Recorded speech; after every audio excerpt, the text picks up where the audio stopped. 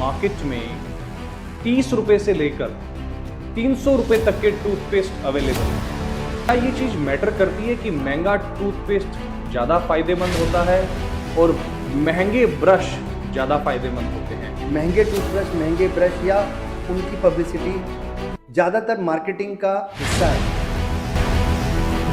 क्योंकि हमें ये समझना पड़ेगा कि एक टूथब्रश सिर्फ एक डिटर्जेंट है।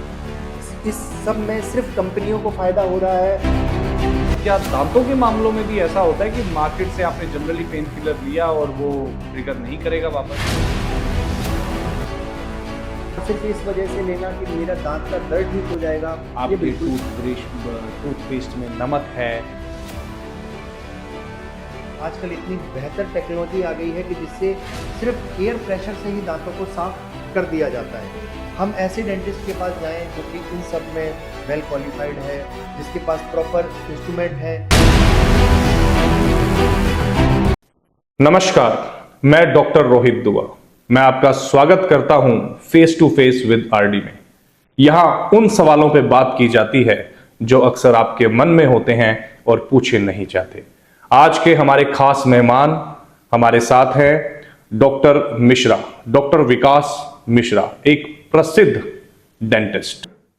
नमस्कार डॉक्टर मिश्रा जी, हम आपका स्वागत करते हैं face to face with RD में। और आज हम चाहेंगे हमारे व्यूअर्स के मन में बहुत सारे सवाल हैं जो वो पूछ नहीं पाते, और इस वीडियो के माध्यम से, इस पॉडकास्ट के माध्यम से हम उन तक उनके सवालों के आंसर्स पहुंचाएंगे। डॉक्टर साहब, एक सबसे बड़ा सवाल कि दांत साफ करना किस एज में शुरू किया जाए और सिर्फ सुबह ब्रश करना बहुत होता है या दिन में 2 बार ब्रश करना चाहिए? तो पहले तो आपका बहुत बहुत धन्यवाद, आपने मुझे अपने इस कार्यक्रम में बुलाया और मुझे मौका दिया कि मैं लोगों को दांतों की स्वास्थ्य के प्रति जागरूक कर सकूं। तो जहां तक आपके पहले सवाल का उत्तर है, उसमें मैं यही कहना चाहूँगा कि दांत साफ करना कब शुरू करना चाहिए। वैसे तो किताबों के हिसाब से तो जैसे ही बच्चे का पहला दांत आता है हमें दांत साफ करना शुरू करना चाहिए, मगर वो ज़्यादा सफाई से नहीं जुड़ा बल्कि एक आदत से जुड़ा है कि हमें जितना जल्दी हो सके बच्चों में ऐसी आदतों को डेवलप करना चाहिए जिससे वो आगे चल के अपने जीवन में सुधार ला सके, और ब्रशिंग भी उनमें से एक है।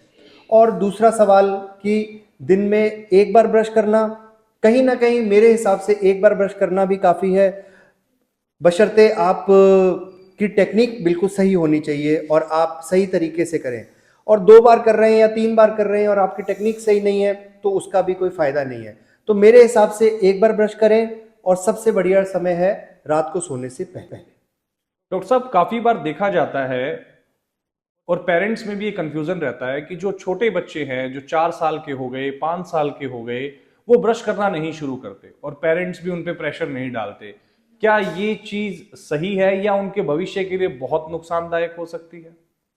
डॉक्टर साहब, जैसे मैंने आपको अपने पहले सवाल के जवाब में बोला कि हमें बच्चों में जितनी जल्दी हो सके अच्छी आदतों को डेवलप करना चाहिए, और उसी जवाब को आगे बढ़ाते हुए कि जब हम ये इंतज़ार करते हैं कि बच्चा चलो 3 साल का हो जाए, 4 साल का हो जाए तब शुरू करेंगे, तो ये मेरे हिसाब से कहीं ना कहीं गलत है, क्योंकि बच्चा तब तक इतना ज़्यादा मैच्योर हो चुका होता है कि उसको आदत डेवलप करने में समय लगता है। और कई बार इतनी छोटी, आजकल के हमारा खान पान ऐसा है, चिपचिपे खाने खा रहे हैं, चॉकलेट, कैंडी, कोका कोला, ठंडा, ये सब पीने की वजह से बच्चों के दांत अब जल्दी खराब होते हैं। तो हमें अब और भी ज़्यादा ज़रूरत है कि हम जल्दी से जल्दी उनको ब्रशिंग की आदत डालें।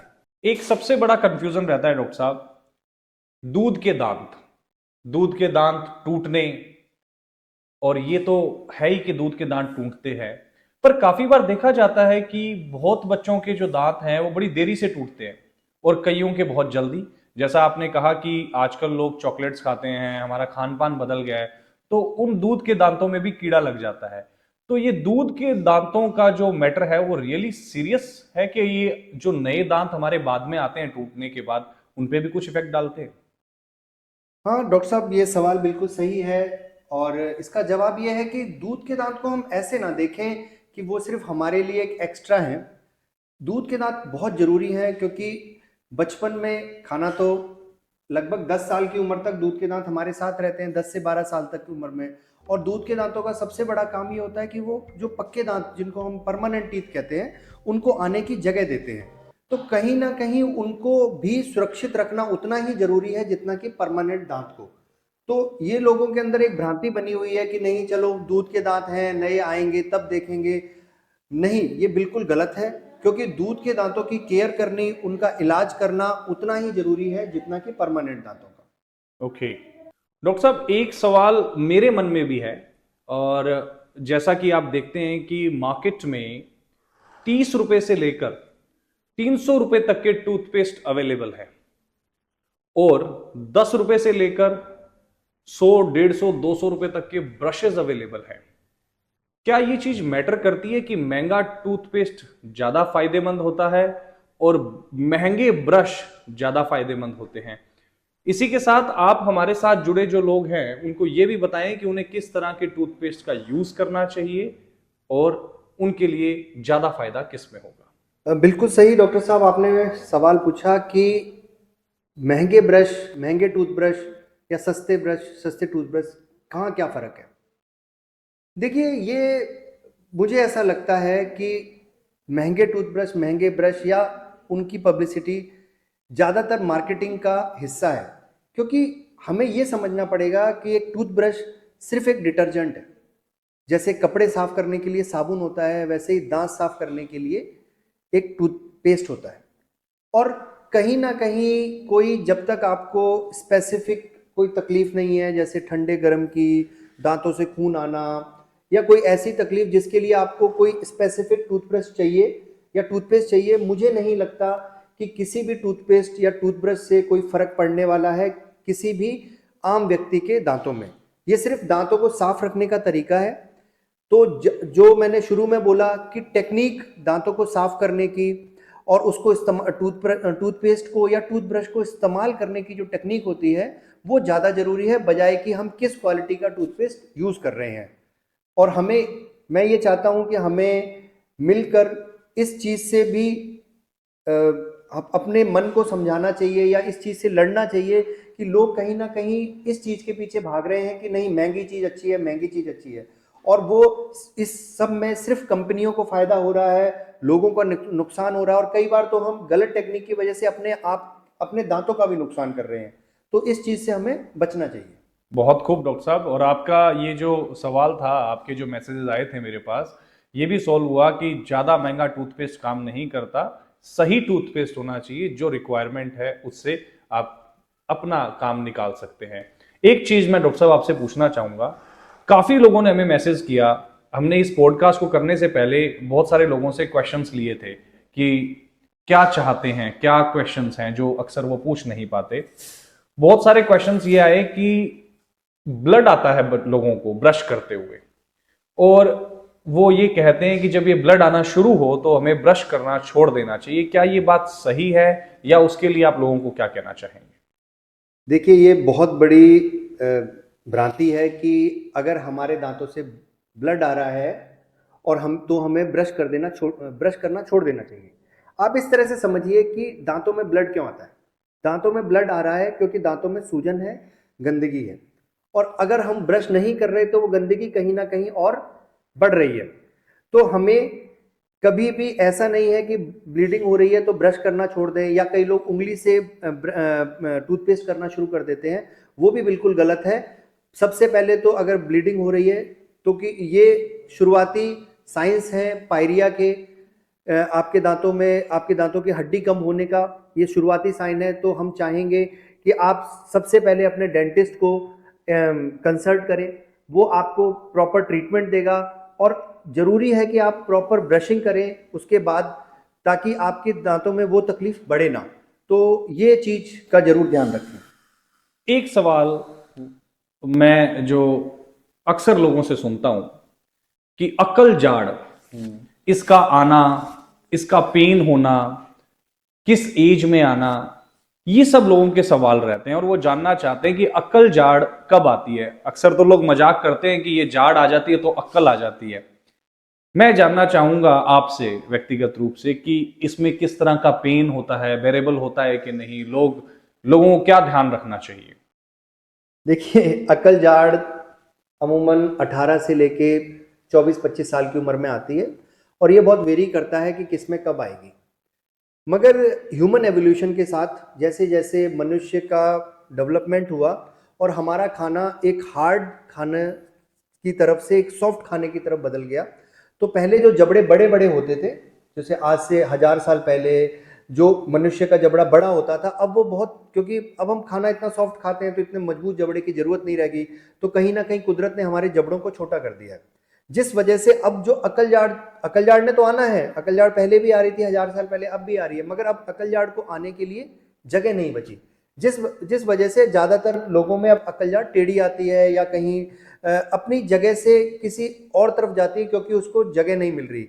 अब इस वजह से कई बार कई लोगों में इन्फेक्शन हो जाता है अकल जाड़ का, और वो इन्फेक्शन कई बार बार बार होता है, तो लोगों को ये लगता है नहीं अकल जाड़ आ रही है, अकल जाड़ आ रही है, मगर ऐसा नहीं है। अकल जाड़ तो कब की जितनी आनी थी आ चुकी होती है, मगर अब बार बार इन्फेक्शन हो रहा है और कई बार तो इन्फेक्शन इतना ज़्यादा बढ़ जाता है कि वो जानलेवा कंडीशन में भी बदल सकता है। तो मैं आप लोगों से यही गुजारिश करूंगा, जब भी आपको ऐसा लग रहा है कि मुझे कोई तकलीफ है, तो सिर्फ मेडिकल जैसे मेडिकल की दुकान पे जाके दवाई ना लें, किसी अच्छे डेंटिस्ट से जाके कंसल्ट करें ताकि वो आपको प्रॉपर सलाह दे, और अगर आपको निकलवाने की ज़रूरत है या जो भी इलाज की ज़रूरत है वो जल्दी से जल्दी करें ताकि आपकी तकलीफ बढ़े ना।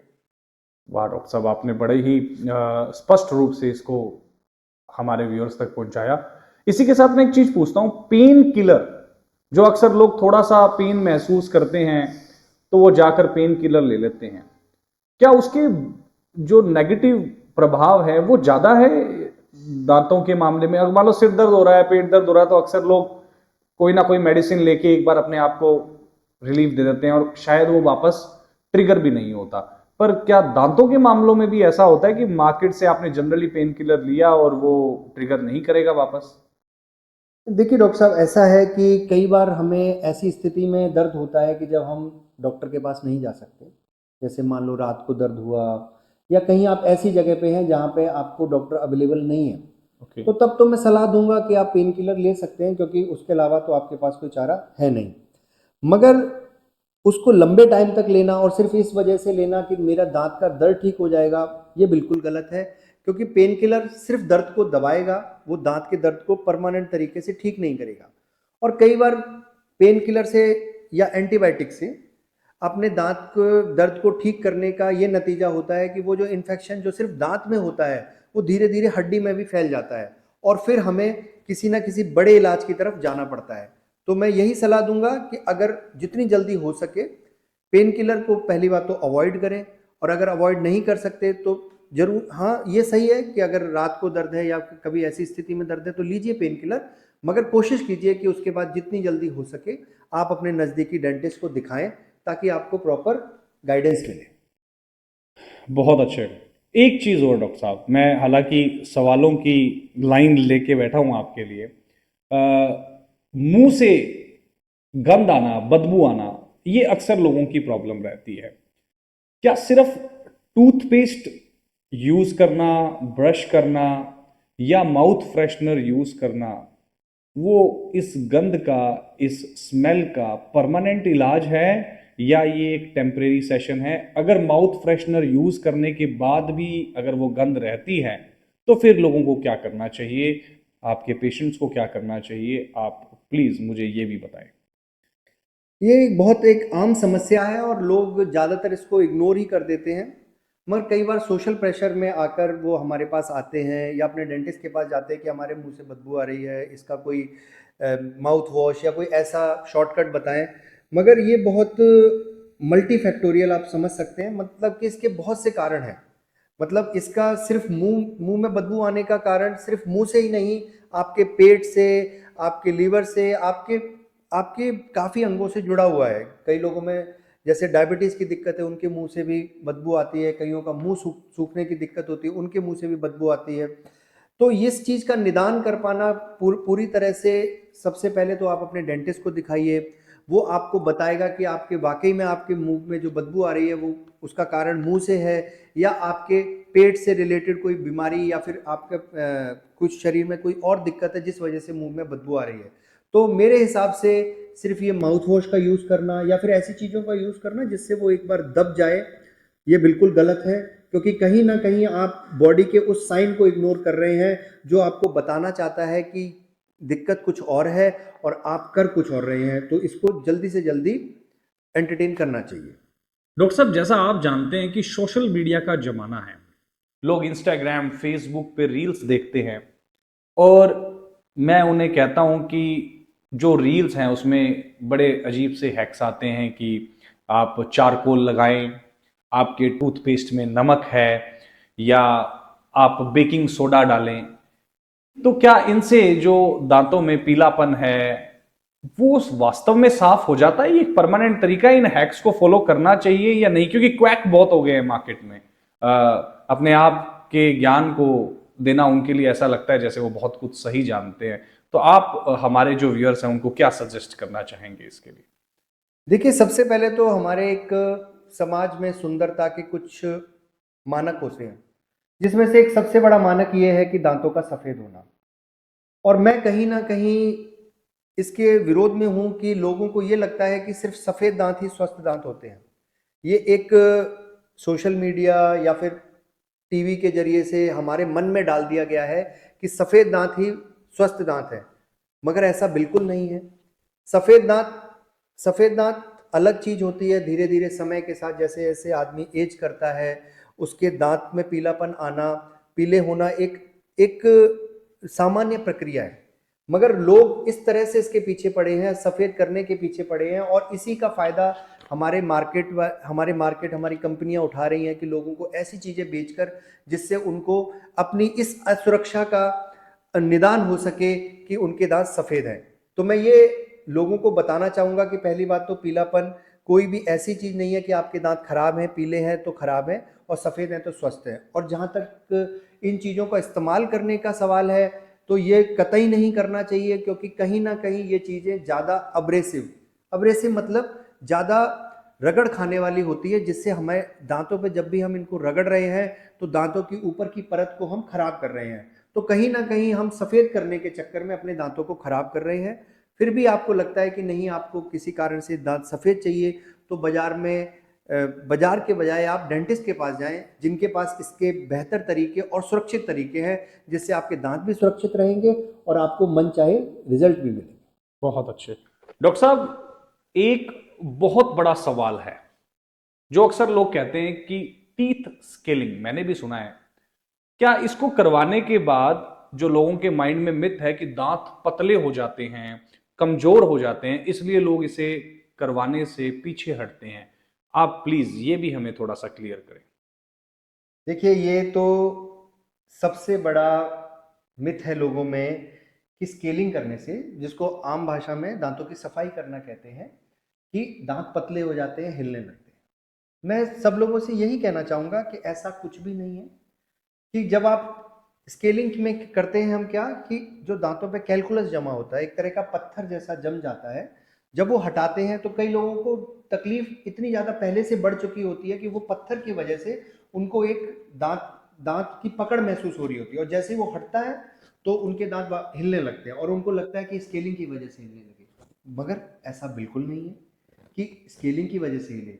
बेसिकली उनके दांत पहले से कमज़ोर थे, और स्केलिंग की वजह से जब वो पत्थर हटा, जिसमें भर भर के बैक्टीरिया या ऐसे जीवाणु हैं जो कि दांतों की हड्डियों को खराब कमज़ोर कर रहे हैं, तो जब वो हटते हैं तो वापस से वो मसूड़े मजबूत होना शुरू हो जाते हैं।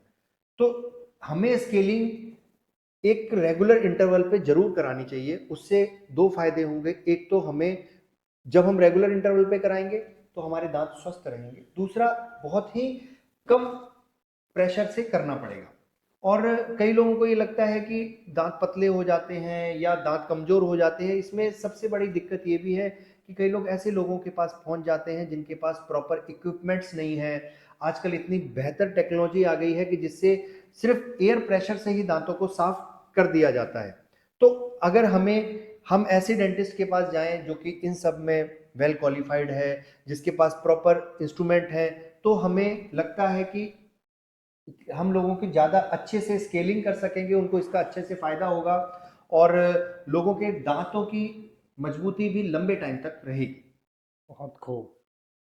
मीनवाइल डॉक्टर साहब, मैं ये भी जानना चाहूंगा कि दांतों की जो सड़न है, जिसे कीड़ा लगना कहते हैं, इसका सबसे बड़ा बचाव क्या है? क्योंकि बच्चों में तो आप कह देते हैं कि बच्चे चॉकलेट ज्यादा खा लेते हैं तो कीड़े लग जाते हैं। लोग 30 साल 35 साल अपने दांतों में कहीं भी कोई कमी महसूस नहीं करते और सडनली उनको ऐसा लगता है कि सड़न हो गई है, कीड़ा लग गया है। आपकी भाषा में उसे शायद मुझे नहीं पता कि क्या कहते हैं, तो मैं जानना चाहूंगा इसके बचाव क्या है, इसके प्रिकॉशंस क्या हैं और इनके सिम्टम्स क्या हैं, ताकि जो व्यूअर्स हमारे साथ जुड़े हैं वो अपने दांतों का ख्याल अच्छा रखें, उनकी मुस्कुराहट हमेशा अच्छी रहे। देखिए डॉक्टर साहब, जैसा लोगों को ये लगता है कि दांतों में कीड़ा लगना सिर्फ चीनी की वजह से या ऐसे खान पान की वजह से है, ये कहीं ना कहीं पूरी तरह से गलत तो मैं नहीं कह सकता, मगर पूरी तरह से सही भी नहीं है। क्योंकि दांतों की जो बनावट है वो डिक्टेट करती है कि उनमें आगे चल के कीड़ा लगेगा कि नहीं। क्योंकि हमने ऐसे ऐसे लोग देखे हैं जिन्होंने पूरी जिंदगी ब्रश नहीं किया और कुछ भी नहीं किया और उनके दांत बिल्कुल स्वस्थ हैं, और कई जो दिन में 2-2 बार ब्रश कर रहे हैं उनके दांत भी खराब हो रहे हैं। जबकि आप मैं सबको एक एग्जांपल देता हूँ, पति पत्नी घर में हैं, दोनों एक तरह का खाना खा रहे हैं, एक तरह का ब्रश यूज कर रहे हैं, एक तरह का पेस्ट, फिर भी एक जने को बार बार डेंटिस्ट के पास जाना पड़ रहा है और एक जने को नहीं जाना पड़ रहा। तो फर्क कहाँ है? फर्क है उनकी बनावट में, उनके जेनेटिक्स में। तो मुझे ऐसा लगता है कि जेनेटिक्स इसमें सबसे बड़ा फैक्टर है। हाँ, वो फैक्टर है, मगर फिर भी हमें ऐसा नहीं है कि चलो जेनेटिक्स है तो उसके भरोसे हमें सब कुछ छोड़ दें। तो हमें ये नहीं है कि हम जो मर्जी खाएं, चिपचिपा खाना खाएं, ये करें और ऐसे कोल्ड ड्रिंक्स को इस्तेमाल करें जिससे दांतों की परत कमजोर होती है।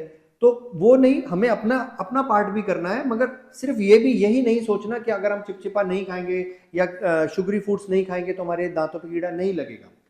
तो अब इसके लिए हमें सबसे ज़रूरी चीज़ ये है कि हमें रेगुलर डेंटल विजिट करनी चाहिए, जहाँ पे डेंटिस्ट एक्सरे के माध्यम से या फिर आजकल नई टेक्नोलॉजी आ गई है जिसमें एआई का इस्तेमाल भी हो रहा है, उससे जल्दी से जल्दी पकड़ लेता है कि आपके कहाँ कीड़ा लगने वाला है या कहाँ लग चुका है।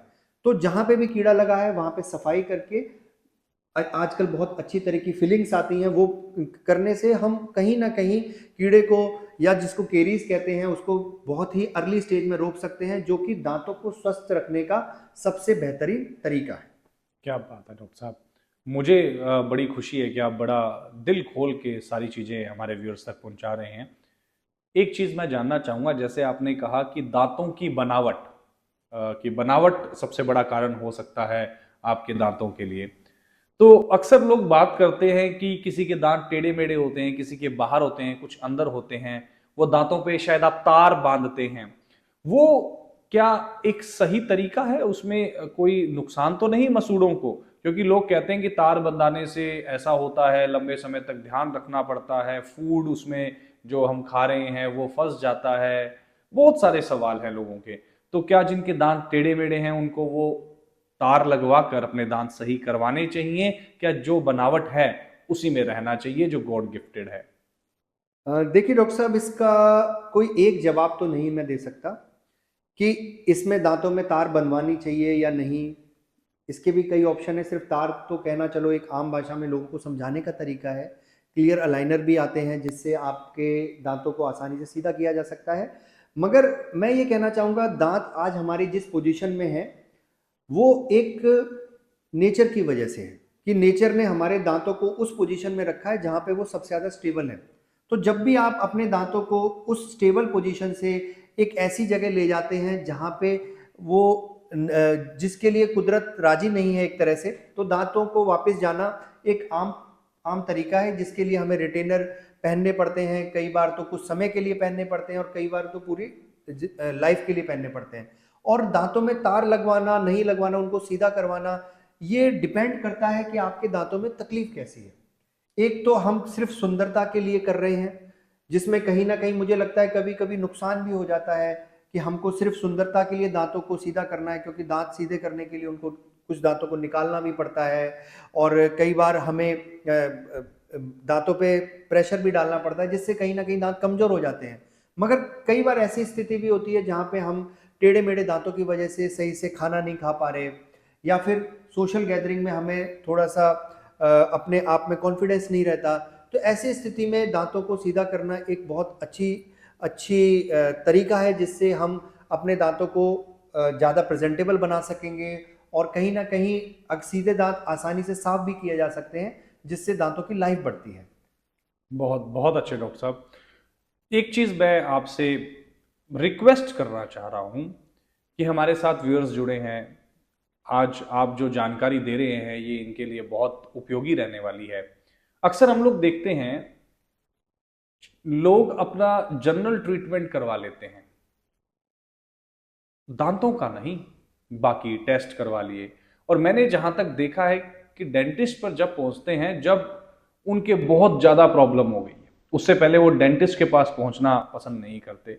तो मेरा निवेदन रहेगा कि जो आज व्यूअर्स हमारे साथ जुड़े हैं, आप उनको ये जरूर बताएं कि उन्होंने अपने दांतों का ख्याल कैसे रखना है और डेंटिस्ट से कितने समय में मिलना है, और एक अच्छी सजेशन दे, क्योंकि इन सब की स्माइल बरकरार रहेगी, खूबसूरत स्माइल रहेगी आपकी इंफॉर्मेशन से। प्लीज देखिए डॉक्टर साहब, आज दुनिया में सिर्फ डेंटिस्ट्री ही नहीं, मेडिसिन का कोई भी हिस्सा हो, जो पहले एक बीमारी ठीक करने में ज़्यादा ध्यान देते थे, आज लोगों का सारे डॉक्टर, सारी मेडिकल फ्रेटर्निटी का सारा ध्यान प्रिवेंशन की तरफ है, कि कैसे रोकथाम की जाए, कैसे चीज़ों को बढ़ने से रोका जाए।